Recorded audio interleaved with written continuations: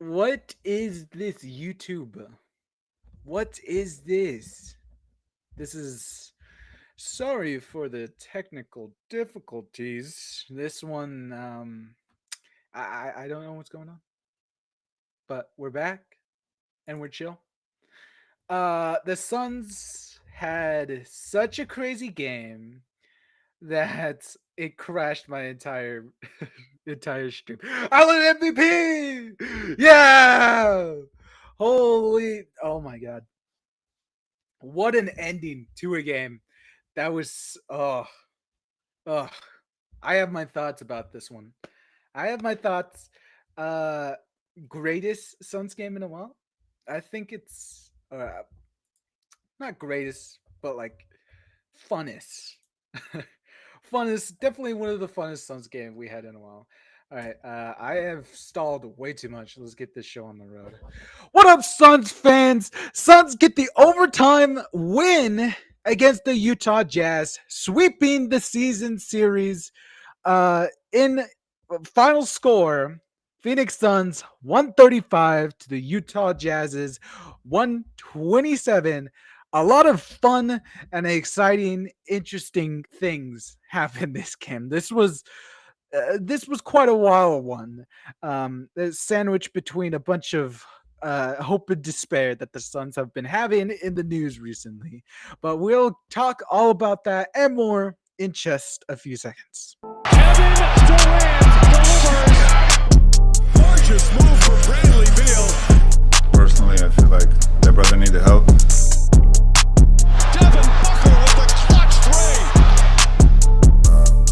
Bang! Grayson Allen sends this game into overtime. Wow, an overtime victory. Finally, an overtime that we won. I was pretty scared about this one.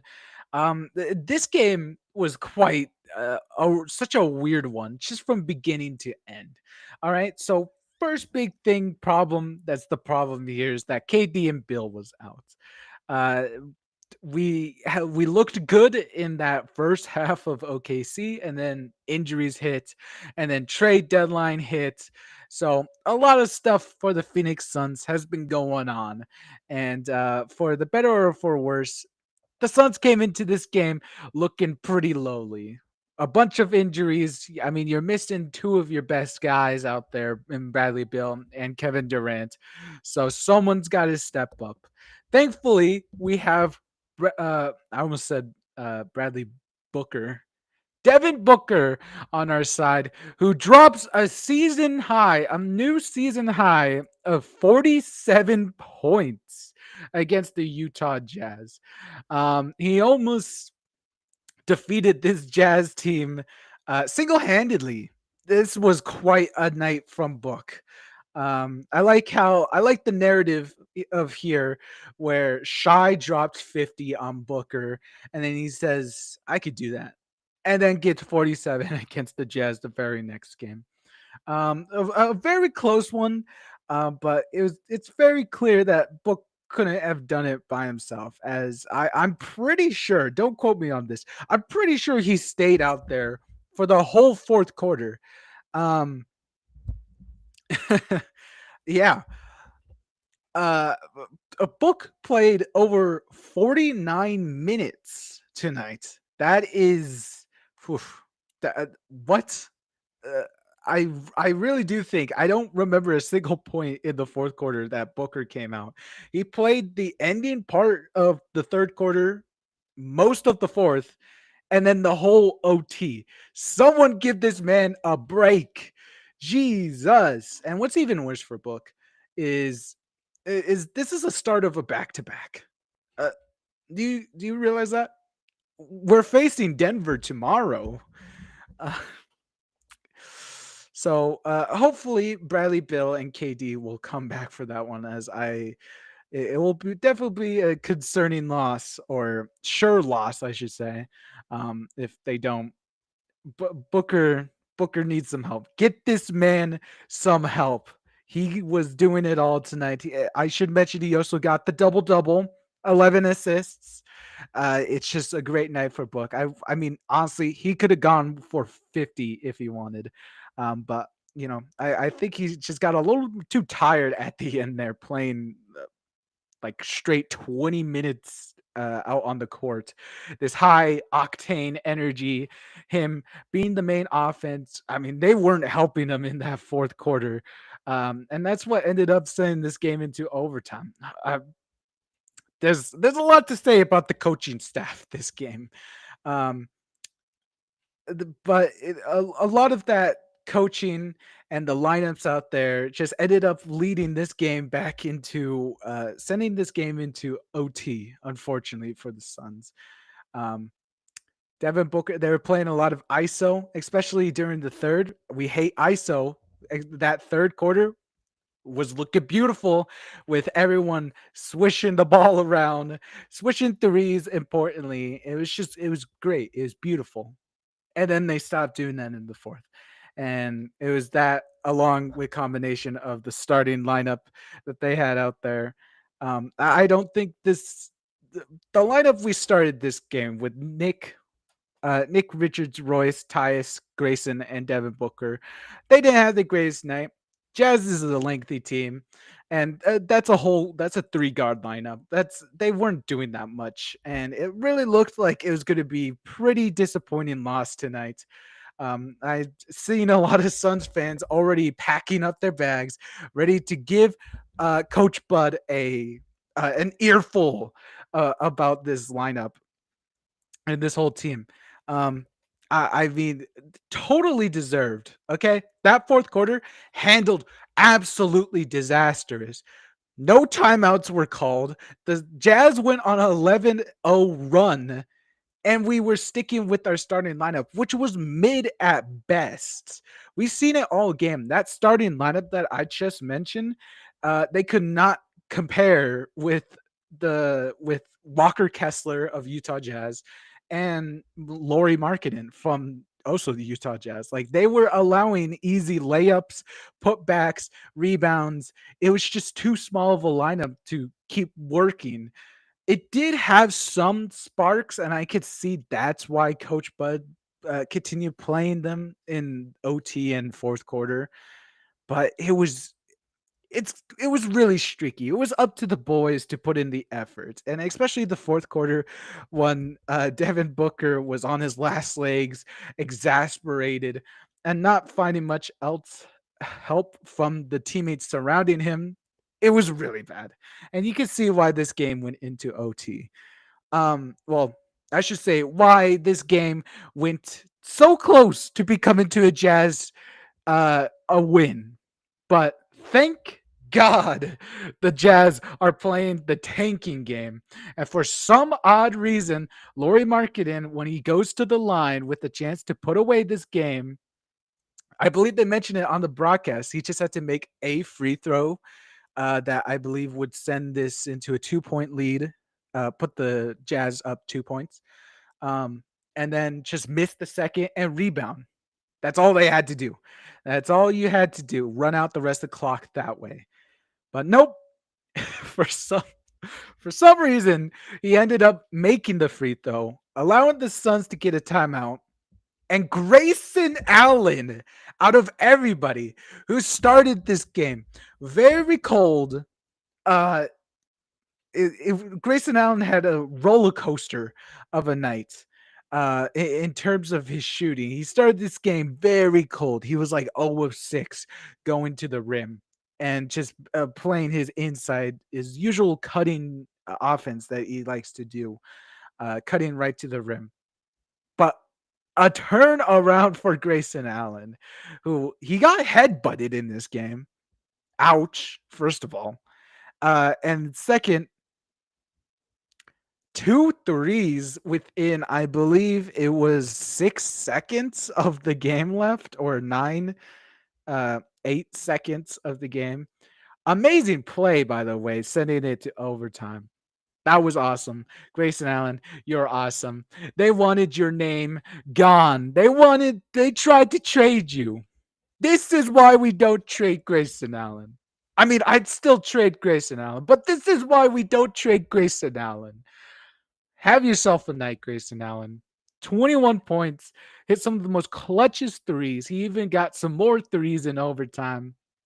Suns beat Jazz 13-5 in overtime. Beautiful cinema. Absolute miracle of a night of Devin Booker, 47-point masterpiece. Grayson Allen hitting some of the most clutchest threes and saving this Suns embarrassment. Because let's face it, if the Suns lost here, we'd all be very unhappy campers.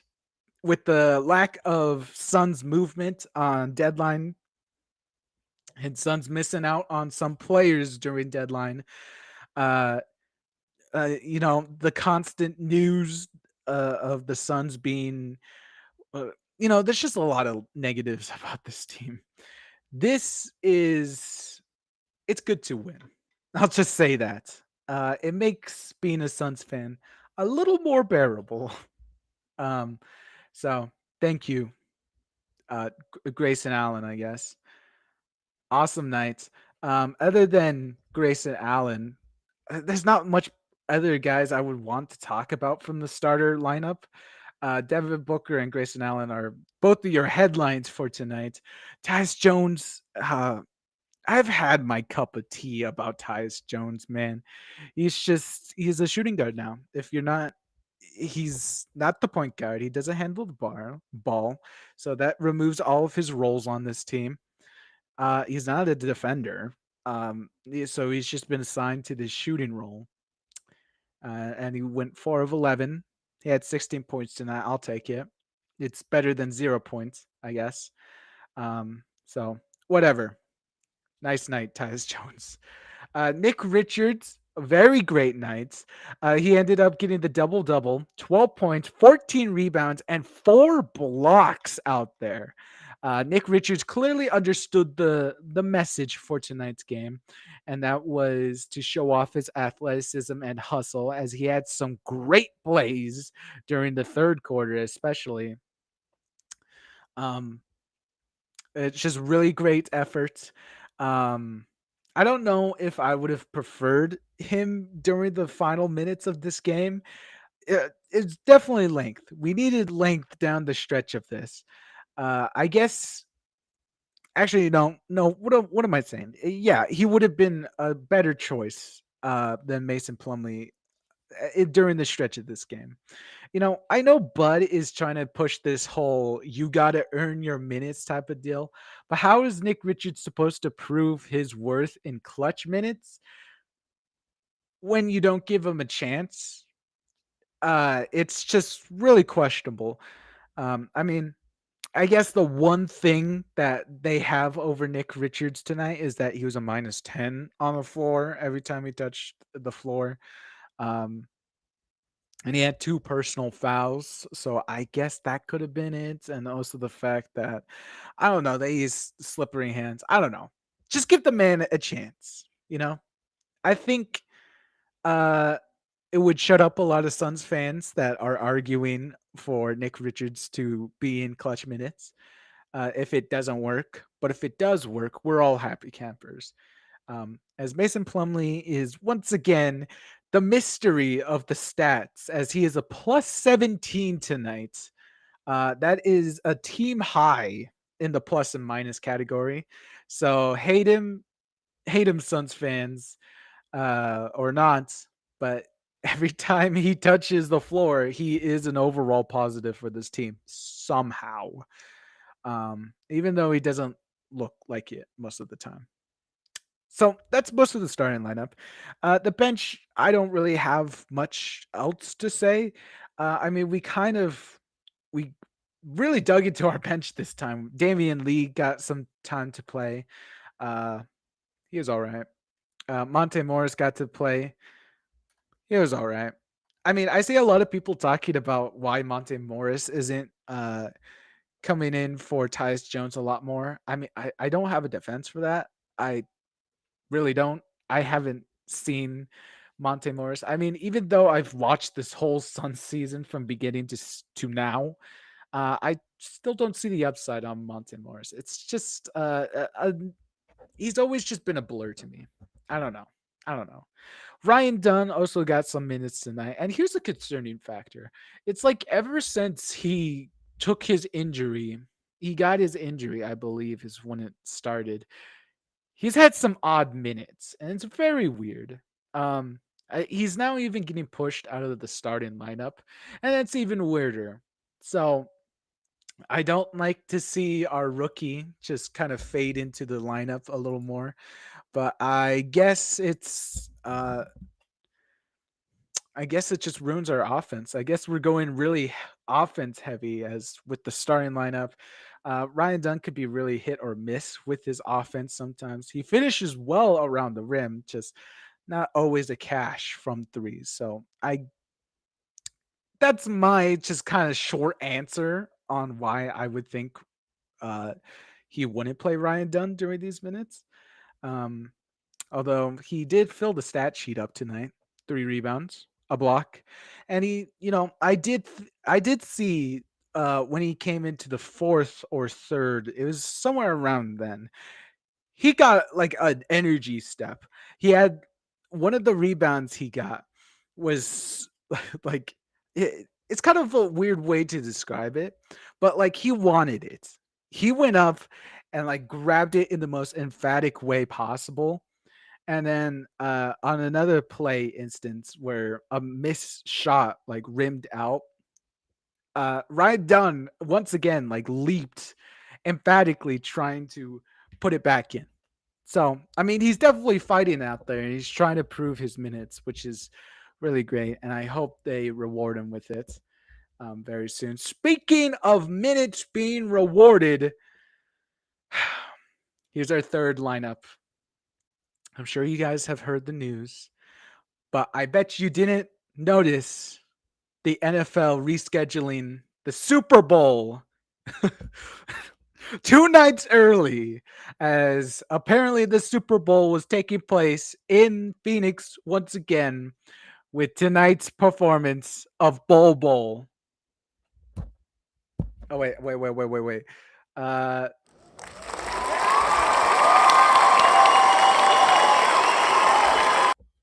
Bowl Bowl, 12 points, 3 rebounds, 1 assist, 3 blocks, and a plus 10. Beautiful. Beautiful. He played 24 minutes out there, and he wasn't a negative out there. I've been harping on my boy, Bol Bol, mostly because of his defense, and that's why he doesn't see the floor that often. But, he did fine today. Um, I guess only time will tell if he'll see more minutes, but man, I hope this is more time for Bobo. They give another look at Bobo and say, "Hey, you had a good game. You deserve minutes today or in another game." Okay, so Bobo, amazing. The Super Bowl, as some Suns fans have started to call it, amazing, amazing, and a beautiful cherry, a little cherry for us Suns fans to appreciate this game. So you have a Booker 47-point masterpiece, a Grayson Allen OT buzzer beater, and you have a Bowl masterpiece.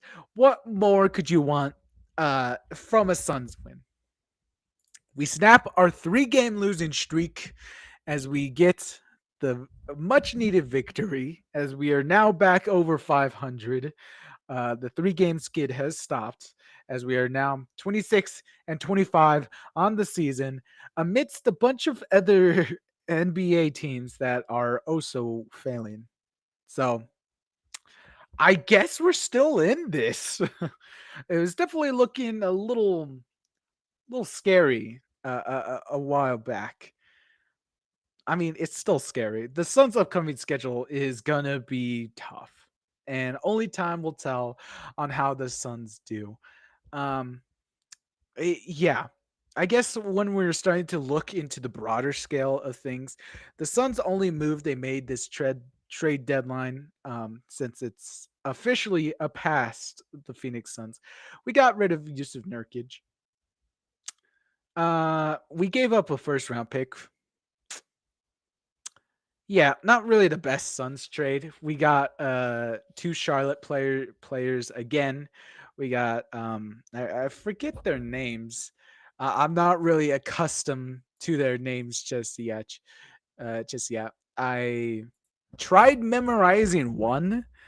Um okay, so we got Cody Martin and Vasily Micic. Very hard name for me to pronounce. Um it's not a name you see every day. So I don't know. I'm kind of iffy on this trade. I mean, it does suck that the Suns had to give up a first round pick just to get rid of our boy Yusuf Nurkic. But I mean, you've seen other.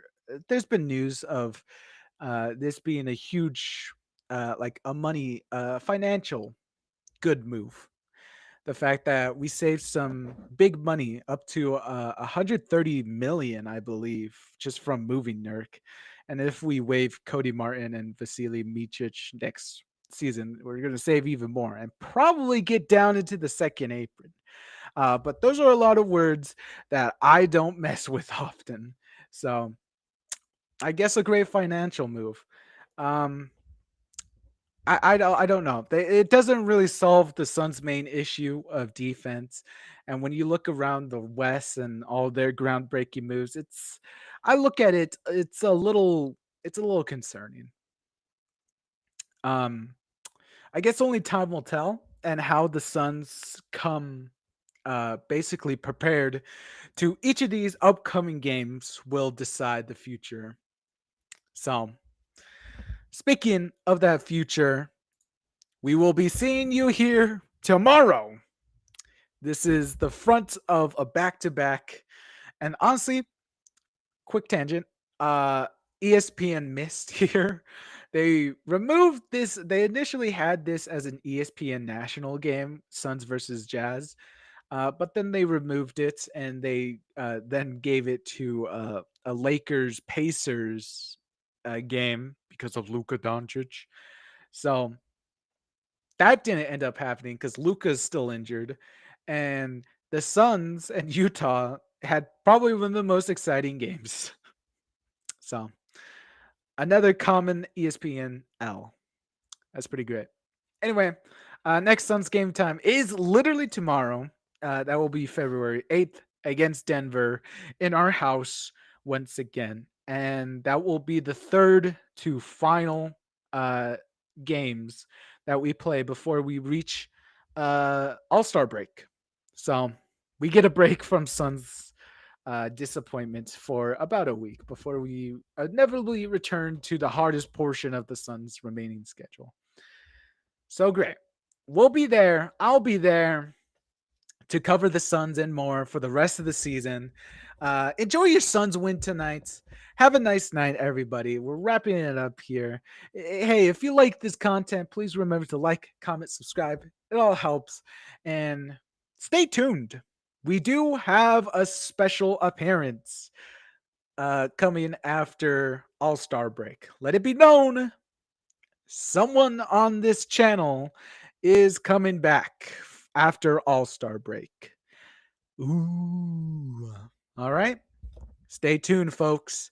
Anyway, enjoy your Suns win. We'll see you guys next time. All right. It is 11:22. Good night, everybody.